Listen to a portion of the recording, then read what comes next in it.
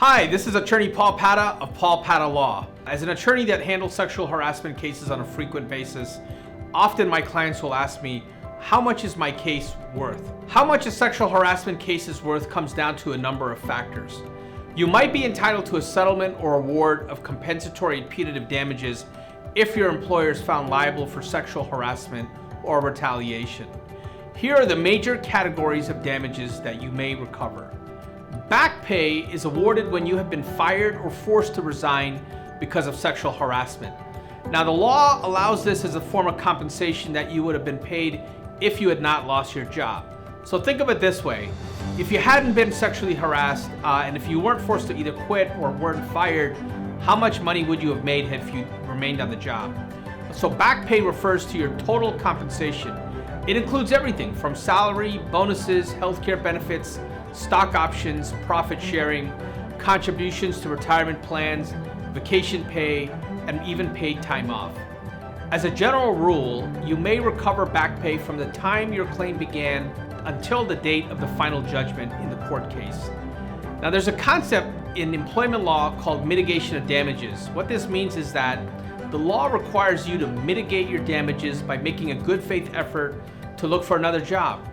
So it's always important, if you've been fired or you quit because it was intolerable, make sure you keep a good record of where you're looking for work. Another category of damages is known as front pay. If you lost your job due to sexual harassment, you may be entitled to be reinstated to the position that you would have held but for the harassment. In the alternative, you may be awarded what's called front pay to compensate you for reduction or loss of compensation that is expected to continue after the court case is over. Up until the time you get an award or a judgment, front pay deals with everything from the judgment onwards.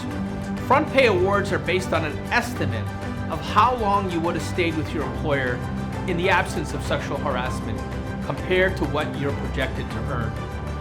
Another category of damages in sexual harassment cases, I would say even perhaps the most important category of damages, is what's known as emotional distress damages. You can be awarded money damages for emotional harms and losses caused by sexual harassment or retaliation.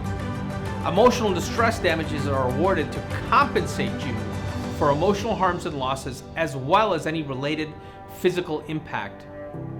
These types of harms include anxiety, depression, feelings of panic, strained relationships with family and friends, the loss of enjoyment of life, and the mental anguish that goes along with that, anxiety, difficulty sleeping, clinical depression, post-traumatic stress disorder. All of these are natural responses to being sexually harassed, and we see it happen all the time.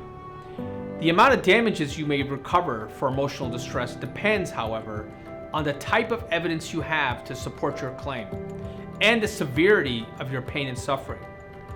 Emotional distress can be shown through your testimony, the testimony of family members, co-workers, friends. The best witnesses are people who knew you well before and after the sexual harassment. You know, when you're trying a case in front of a jury, you're basically telling a story as a lawyer. And part of the job of the attorney is to make come to life everything that you've experienced. So as an attorney, how do we do that? We do that through witness testimony. And that's why it's very important to make sure that when you're going through all these things, if you've been a victim of sexual harassment, that you confide in someone else. Because then they can also talk about kind of what's happened to you, the person that you were before and the person you are today. To recover a large damages award in a sexual harassment case, in addition to testimony from family and friends and maybe co-workers, you're also going to need medical evidence. Now, this could be evidence in the form of testimony or documents from a therapist, a psychologist, a psychiatrist, or a counselor. Medical evidence of emotional distress may also be provided by expert witnesses who review your medical records and then offer opinions. Another important category of damages in sexual harassment cases is the category of punitive damages. Punitive damages may be awarded under certain circumstances to punish your employer and to deter future acts of harassment. In order to win an award of punitive damages, you must prove that your employer acted with malice or reckless indifference to your rights. This usually requires evidence that your employer was the perpetrator of the sexually harassing conduct, or that your employer was aware of the sexually harassing conduct and did nothing to stop it. Another category of damages in sexual harassment cases is what's called out-of-pocket costs and reputational harm. You can recover damages for costs you incurred as a result of sexual harassment, such as medical bills for treatment of emotional distress, fees for career counseling, and even job search costs. You may also recover damages for harm to your reputation.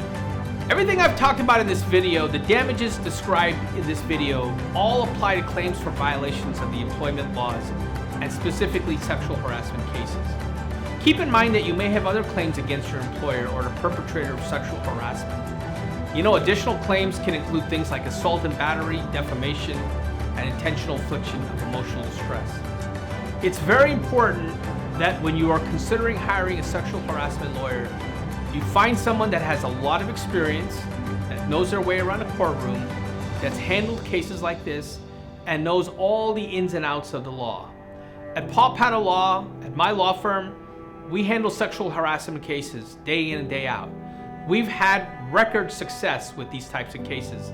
In fact, we recently resolved a sexual harassment type case for nearly $1 million. Now, you might be thinking, what did it take to win a case like that? Well, it takes being prepared. It takes knowing the law. It takes knowing the facts inside out.